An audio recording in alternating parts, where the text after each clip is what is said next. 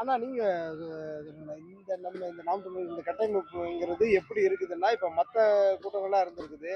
ஏன்னா சேறுகள உடைக்கிறதும், வாழைக்குலைய திருடுறதும் இந்த மாரி பல விஷயங்கள்லாம் பார்த்துட்டு இருக்கோம். ஆனா நாம் தமிழர் கட்சியில இவ்வளவு ஒழுக்கமா நடக்க என்ன காரணம்னு நினைக்கிறீங்க? காரணம் வந்து ஒரே ஒரு காரணம் தான். அது செந்தமிழன் சீமான் தலைமை ஒருங்கிணைப்பாளர். அவர் வந்து கட்டமைச்ச அந்த நாம் தமிழர் கட்சி. அரசியல் வந்து 2வது, முதல்ல வந்து தன்னொழுக்கம். அந்த ஒழுக்கம் ரொம்ப முக்கியம். அந்த தன்னொழுக்கம் தான் சமூக ஒழுக்கம், குடும்ப ஒழுக்கமா மாறும். குடும்ப ஒழுக்கம் சமூக ஒழுக்கமா மாறும். ஒருத்தனை மேம்படுத்துறது ஒழுக்கம் தான். அந்த ஒழுக்கத்தில் சிறந்தவன் ஒருத்தன் இருக்கான்னு சொன்னா, அவனுடைய சிந்தனைகளும் வந்து நல்லபடியான சிந்தனைகளா இருக்கும். அந்த சிந்தனை நல்லபடியா இருக்கும்போது, சமூகத்தில வந்து நல்ல மனிதர்களை தேர்ந்தெடுக்கக்கூடிய ஒரு ஆற்றலை அவன் வந்து அவனே வந்து அடைஞ்சிருக்கான். அப்படின்றதுக்கு மேல எல்லாத்துக்கும் அடிப்படை வந்து தன்னொழுக்கம். அந்த தன்னொழுக்கத்தை வந்து கத்துக் கொடுத்தது வந்து எங்கள் உயிர் அண்ணன் செந்தமிழன் சீமான் அவர்கள். ஆனா இருக்கிற கட்சியில இருக்க இந்த தொண்டர்கள் எல்லாருமே ஒரே மாதிரி யோசிக்க அது எப்படி வாய்ப்பு இந்த இருக்குது? நீங்க பார்க்குறீங்கல்ல, எப்படி வாய்ப்பு இல்லன்னு சொல்றீங்க? இந்த எங்கள பார்க்குறீங்கல்ல, என்ட்ட ஒரு கேள்வி கேளுங்க, அதே இது தம்பிகள்ட்ட கேளுங்க, இங்க போய் கேளுங்க. எல்லாரும் ஒரே மாரி தான் சொல்லுவாங்க. இது எல்லாத்துக்கும் படிப்பினை கிடையாது. வரலாறு பாடம் ராஜராஜ சோழனை பற்றி எழுதுக அப்படின்னா வந்து நம்ம என்ன எழுதுவோம்? அங்க நடந்த விஷயத்தை வரலாற்றை படித்தத அப்படியே எழுதுவோம்.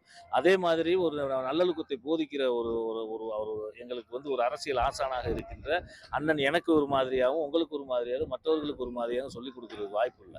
அப்படின்றப்போ வந்து நீங்கள் கேட்கிற கேள்விக்கு வந்து பதில் என்னன்னு கேட்டீங்கன்னா, 100 பேர் இருந்தீங்கன்னா 100 பேரும் ஒரே மாதிரியான பதில தான் சொல்லுவாங்க.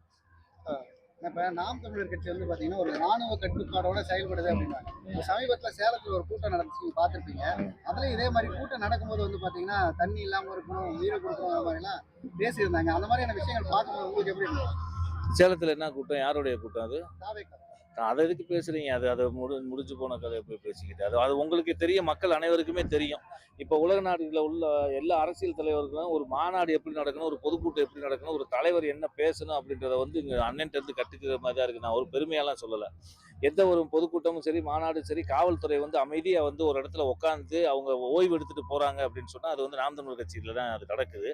அப்படின்றப்ப அதைத்தான் நான் தம்பிக்கு சொன்னேன். அடிப்படையில வந்து தான் வந்து ஒழுங்கா இருக்கணும். தான் மாறினா எல்லாமே மாறும். நாட்டை திருத்து நாட்டை நான் திருந்தேன்னா நாடு திருந்திடும். அப்ப அங்க வந்து திருத்துறதுக்கு அங்க ஒரு ஒரு ஆசான் ஒரு போதிக்கிற ஒரு ஆசான் வந்து கல்வியை சொல்லிக் கொடுக்கிற ஒரு ஆசிரியர் வந்து அங்க இல்ல. நீங்க சொல்ற அந்த சோ கால்டு தாவேக்காவுக்கு இல்ல. அவங்களும் நம்மளுடைய பிள்ளைகள் தான். அவங்களும் நம்மளுடைய தம்பிகள் தான். தம்பிகளையும் நான் வந்து பேரழைப்பு விடுறேன். பெருமிதம் கொண்டு அவர்களை அழைக்கிறேன். வாஞ்சையோடு அவர்களை அழைக்கிறேன். தயவு செய்து வாங்க. இந்த மாநாட்டில நீங்களும் கலந்துக்குங்க. அரசியல் கட்சினா என்ன? அரசியல்னா என்ன? இந்த தமிழ்நாட்டுக்கு என்ன தேவை? தமிழ் மண், தமிழ் மொழி, தமிழ் கலாச்சாரம், பண்பாடு, இலக்கியம், வரலாறு இவையெல்லாம் நம்ம எப்படிலாம் சிதைவுற்று கிடக்கிறது. இதை மீட்க நாம் என்ன செய்ய வேண்டும் என்பதற்காக ஒரு மிகப்பெரிய ஒரு ஒரு ஒரு ஒரு வகுப்பு எடுக்க ஒரு எப்படி ஒரு பள்ளியில் ஒரு வகுப்பு ஒரு ஆசிரியர் எடுப்பாரோ அது போல இந்த மாநாடு அமையும். நீங்கள் வந்து கற்றுக்கொள்ளுங்கள் அரசியலை அப்படின்னு ஆனா ஒவ்வொரு அவங்களுக்கு. முறையும் கூட்டம் அந்த மாதிரி கட்டுப்பாடோட அந்த மாதிரிலாம் நடக்குது. ம். இது குறித்து அண்ணன் ஏதாவது பேசியிருக்காருன்னா உங்ககிட்ட நம்ம தம்பிங்க எப்படி? இல்ல அண்ணனுடைய படிப்பினை தானே. அவர் வந்து எதுலயுமே காம்ப்ரமைஸ் ஆகாதவர். அவர் சமரசம் செய்து கொள்ளாத ஒரு தலைவர். அது அரசியல் களத்திலும் சரி, இப்படிப்பட்ட கட்டமைப்புகளிலும் சரி, ஒழுக்கத்திலும் சரி, எதுலயுமே வந்து சமரசம் செய்துக்கிற மாட்டாங்க. ஒரு ஒரு ஒரு ஒரு சின்ன ஒரு கலந்தாய்வு நடந்தா கூட அது எப்படி நடக்க வேண்டும், எங்கு நடக்கணும், எந்த மாதிரி நடக்கணும் அப்படின்றத வந்து முதவே நம்மள்ட்ட சொல்றது அந்த படிப்பினை வந்து நம்மளை ரொம்ப மேம்படுத்தும். அதுல இருந்து நம்ம கத்துக்கிட்டது தான். இப்ப நாங்க இப்படி வந்து ஒரு ஒழுங்குபடுத்துறோம். இப்ப அண்ணே வருவாங்க, பார்ப்பாங்க. பார்த்த பின்னாடி அவங்க வந்து இதை இப்படி பண்ணலாம், அப்படி பண்ணலான்றத சொல்லுவாங்க.